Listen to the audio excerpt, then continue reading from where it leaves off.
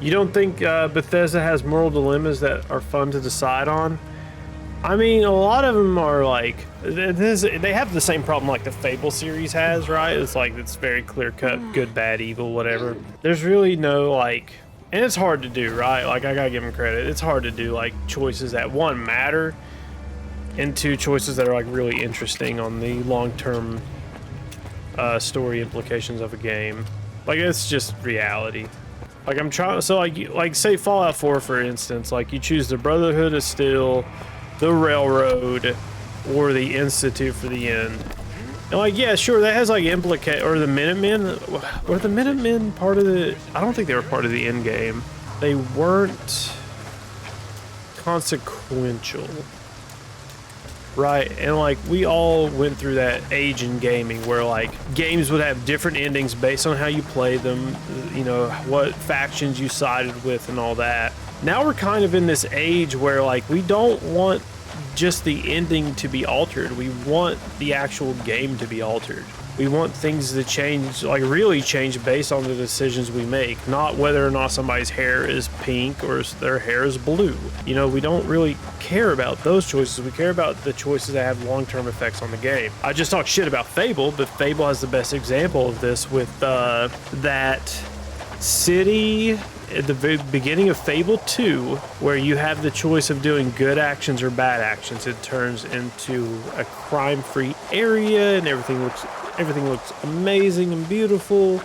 Or if you're just a little rapscallion, whatever, as a child, it turns into a crime-infested slum, you know, and that's because, you know, it changes over time. And like that's like one reason, that's like a good example to look at as to why a lot of decisions in games don't matter. Even Mass Effect, really the only choices that matter are, like especially in 2, are whether or not you upgrade your ship and whether or not you did certain side quests. Other than that, it's just you're wrong. You either choose the right answer or you choose the wrong answer. It doesn't really change anything overall. And then I don't have a lot of faith in the new Fable, but I'm holding my breath for it. But if the new Fable really does have choices that matter, then great. If it doesn't, and it's just a stupid RPG based in the Fable universe, then it's just going to fall on its face. It's simple as that. As for Skyrim moral dilemmas, like I wouldn't even call them moral dilemmas. I would just call them choices. Do you want to be a vampire? Or do you want to be a werewolf? You know, do you want to join the the Companions Guild or the Brotherhood of Darkness? No, yeah, I guess that's what it's called. I can't remember. It's been so long. Or like, you know, those aren't really choices in that game. You can kill Parthenax, okay, but does it change anything? No. Like, that's the thing, like, you can make these choices in, like, a lot of these games historically, but they don't do anything. You know, maybe something starts off a little wonky, you know, maybe you take a bit of damage or whatever, you know? So, like, I wish more games would take the Fable 2 approach, even though I just talk shit about it. But I just think that, like, games just don't have, like, real decisions. Like, you know, it's the diamond effect, right? If you choose left or right, you're still going forward.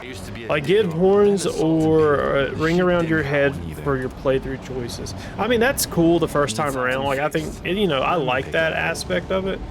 But there's got to be more to it, right? It can't just be little things like that. I think long-term effects on your playthrough based on your choices should matter. Like let's say you have an RPG, right?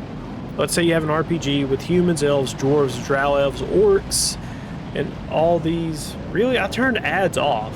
So here's what so if I were to make an RPG with a morale, good, bad system, or system in which your choices really do matter, or where things matter, right? Like, you know, different things happen, whatever. So let's pretend that there exists this RPG made by CarmelOP that has humans, elves, dwarves, orcs, drow elves, halflings, all the fantasy races, right? And they just exist, right? And let's say there's this, and you decide to play as an elf for your playthrough, right? For your first playthrough, you want to play as just a regular old elf, you know? And guess what? Typically what happens is that dwarves and elves don't like each other. Okay, sure, whatever. It's just part of the fantasy racism that just exists because it has to exist. and because it adds a layer of character development and a layer of interest to it. With this character that you're playing as, which is an elf, you go through the game and, you know, maybe you conquer some towns back from some bandits, right? And you have choices. You have choices on whether or not you can give those towns to maybe a human. That way they can turn into a human settlement, or a dwarf settlement, or an elf settlement, or whatever. You know, whatever you feel like doing. Well, let's say you take over a settlement and you want the dwarves to have it. You know, you want them to boost their economy up a little bit. You know, you like dwarves, you're trying to bridge the gap between dwarves and elves, whatever. Let's say you're trying to do that. Okay, so you give the town to the dwarves, right?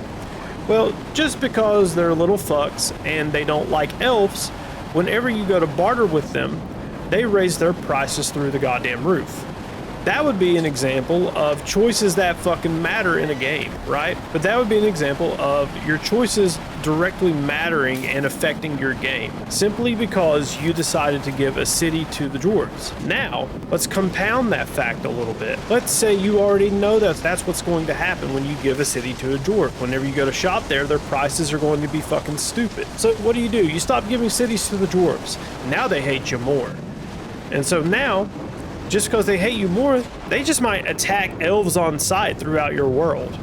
You know, like the simulation that this game's supposed to have. Maybe all the dwarves and elves just start going to war with each other. You know, maybe that affects the geopolitical spectrum of the fantasy map you're playing on. Maybe they hate each other so much now they literally go to war, and you can't go around dwarves without them trying to kill you. Therefore, turning some neutral towns into hellholes in which wars or battles break out, because the dwarves don't give a shit about elves and you got stuff you got to do. And maybe there's quest givers or people who are important to quests in the game that are dwarves, but because of your choices, they hate elves so much they would rather you do the hard things first without helping you. That's my dream scenario of a game where your choices matter. Everything else doesn't matter. All of these choices in games, they don't. That's what needs to happen for choices to matter in video games now. You know, we've seen it with all the Telltale titles, right? The Telltale titles are a poor example of choices in games.